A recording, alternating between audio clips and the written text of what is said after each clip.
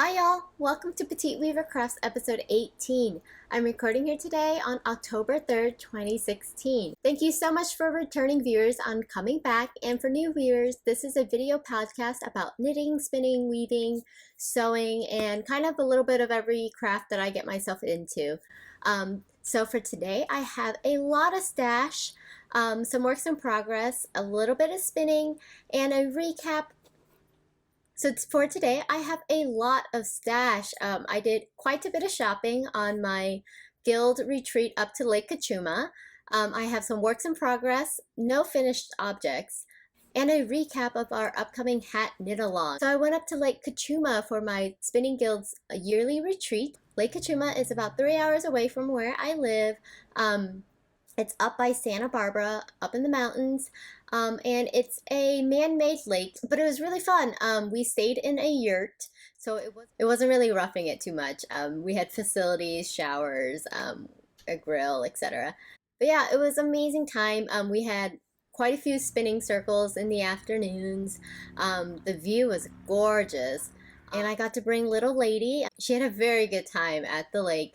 And of course, she loved everyone and got tons of pets. But yeah, as part of our trip, we got to visit Ranch of the Oaks, which is not too far from where we were staying. And I got to visit the lovely alpaca that produced the yarn that I used for my improv sweater.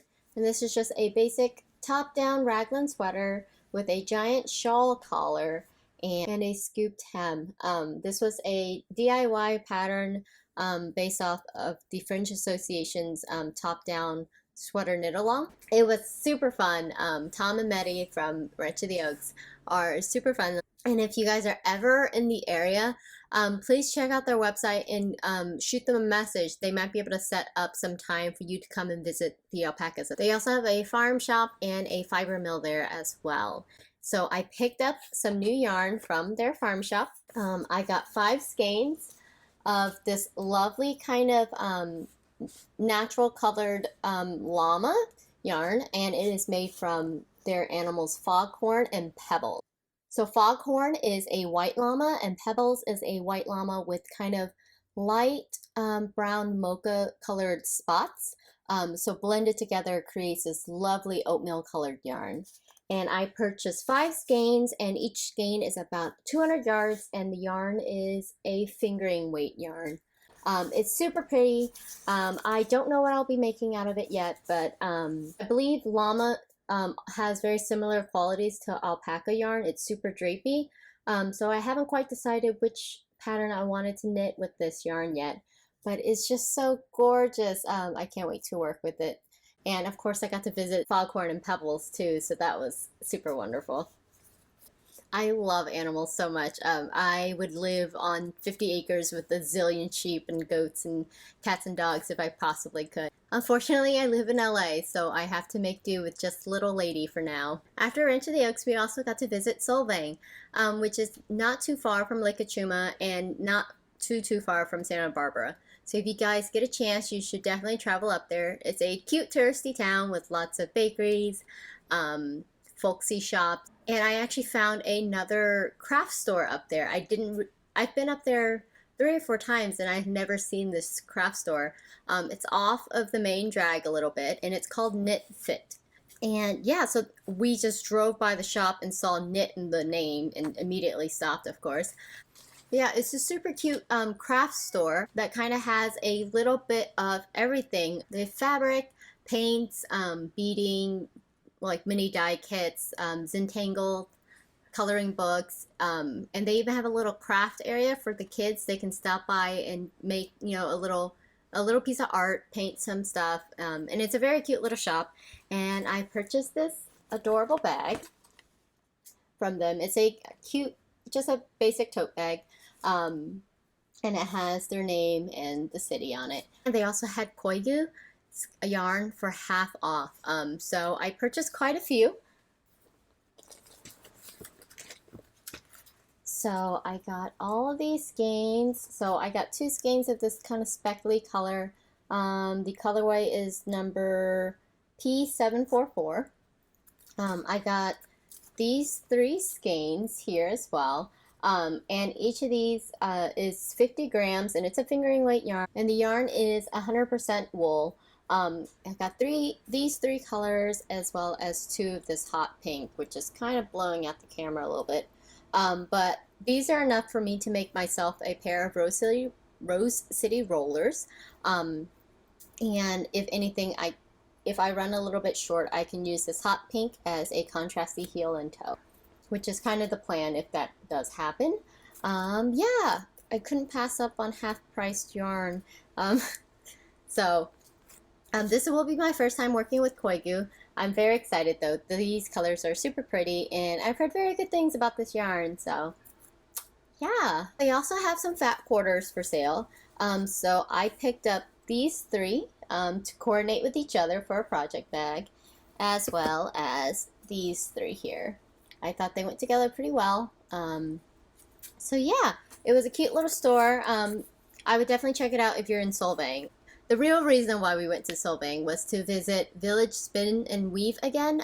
They are unfortunately retiring, so they have a lot of sales to kind of get rid of their merchandise. So we stopped by and I picked up a few things.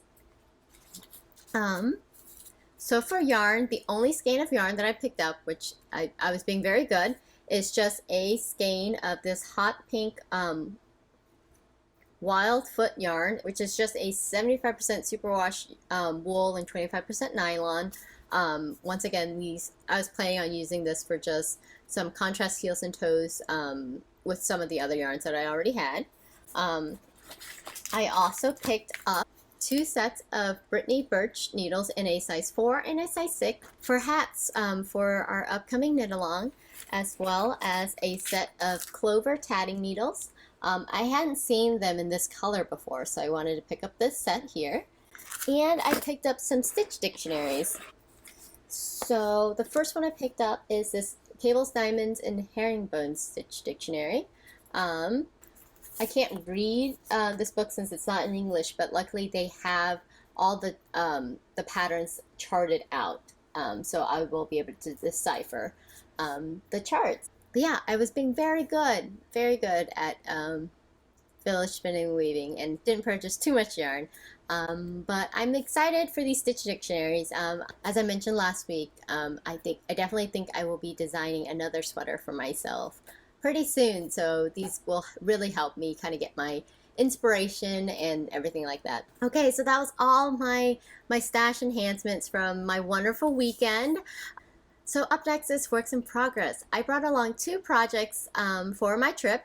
The first one is the Sockhead Hat, because it's plain stockinette, and I got quite a bit of progress done.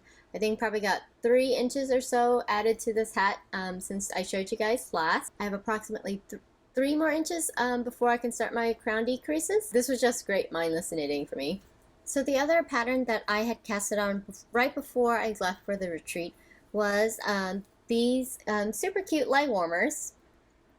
So this is being worked top down, and this pattern is the Some Cloudy Day by Tiny Owl Knits, and that is the same designer as the Beekeeper's quilt, if you've heard of that name before. And this is being knit up with my Knit Picks Felici in the Darkside colorway, which is a rainbow colorway with the black striping in it. And yeah, these are just a basic top-down leg warmer. There's no decreases. You just cast on and then knit straight for however long you want, and then you do another ribbing and then bind off. But yeah, this was a fairly simple pattern that I was knitting in the car on the way there. So I'm probably about 1/3 of the way. These are knitting up super well. I'm really liking how the striping is looking with the patterning. It was super easy to memorize the pattern, and it was good in the car. Not so great when it's dark out. But yeah, these are going great. Trying to get kickstarted on those Christmas gifts pretty early this year. And for my last work in progress, I cast on my Threshold sweater by Melanie Berg. And this is being knit up with my Forbidden Woolery's Goldilocks colorway on the Pride base, which is a merino nylon base with a little bit of stellina. And yeah, I just finished the back ribbing, which is a twisted ribbing, and then started on the stockinette portions of the back. I haven't gotten super far, but these are being knit on my Haya Sharps in a size 4 for the body and a size 3 for the ribbing. But I'm loving the way this yarn is working up so far, and it's a super fun, bright colorway. I'm really excited to be working the gorgeous stitch pattern that is on the front of the sweater. Here's the swatch that I made. And yeah, as you can see, this lovely, you know, stockinette and reverse stockinette stitch detail. And it has those 2-stitch cables in there as well. But yeah, I'm just chugging along on that sweater. I cast on the sweater yesterday afternoon after I got back from my retreat. Moving on to spinning. I did manage to get quite a bit of spinning done this weekend. As I mentioned, as part of the retreat, we had a few spinning circles out on the patio of our yurt, as well as inside once it got darker. So I managed to get a 4-ounce braid of BFL silk singles done. And this is going to be a 2-ply fingering weight. I just need to finish the second braid for this fiber. This is just a kettle dyed 75% BFL, 25% Tussa silk blend that I got from WC Mercantile in Navasota, Texas. This yarn store is off of Highway 6 in Texas, between Houston and College Station. But they do have a website, so if you wanted to check them out. It's kind of a random store in a kind of middle of nowhere part of Texas. It's not somewhere that you would drive to just to go there, but it is on the way to other places. And it's a super cute little shop. It's in one of those towns that has like maybe 3 red lights and then you're out of the town. But I went to school in College Station, so I stopped on my way there from Houston. Last Christmas, I think, I finally got around to spinning this fiber. But yeah, it's super lovely. I adore the color of this fiber. But yeah, once I spin up this half, I think it'll be a really pretty 2-ply yarn. I have no plans for the yarn yet. I'm just enjoying spinning again after a little bit of a break. But yeah, that's everything that I got done over the retreat weekend. It was a beautiful time out there by the lake, and I did get to wear a ton of knits. It dropped down to about 50 degrees or so in the middle of the night, and our yurt didn't have any heating or anything. And so I got to rock my lovely alpaca sweater. I got to wear hand knit socks, and I wore a beanie as well as my quill shawl. So layers upon layers of knits. It was wonderful. So let's move on to the knit along. So if you guys watched last week's episode, I will be doing a knit along. Yay!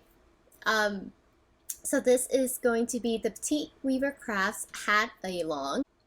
So to participate, you just need to cast on a hat between October 15th and finish it by November 15th.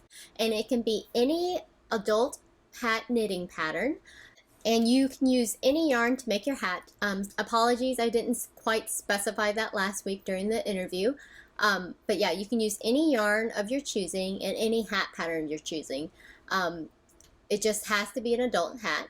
And to enter, you have to post a picture of your finished object in the Ravelry group. And I will link the group down below. And the lovely Tria of Material Culture Fiber Arts is offering a coupon code for you guys for free shipping on any of her Victoria DK yarn. And the code is PWFREE. And as my donation to the prize pool, I will be making a small project bag using this fabric that I showed you guys earlier that I purchased from KnitFit. This striped canvas and this lovely paisley will be the outside of the project bag, and this super cute yellow thistle flower will be the lining. In addition to the project bag that I made, Tria will be donating a skein of her modern era sock yarn in a colorway of the winner's choosing. These 2 grand prizes will be drawn from the Ravelry group, so you must post your finished object by November 15th into the finished object thread in order to qualify to win. I will also be giving away a few smaller prizes using the hashtag PWC Hat Along. If you guys want to use that hashtag in your Instagram so I can see what you are working on. In addition to that, I will be posting a video of how to do a slip knot cast on, which is my cast on of choice for hats, sometime next week. So look forward to seeing that.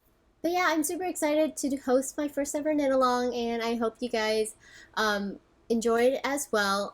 Feel free to double dip. I know there's a lot of other hat alongs going right now for various other podcasts, since hats are fun and they're great for the fall and easy Christmas presents.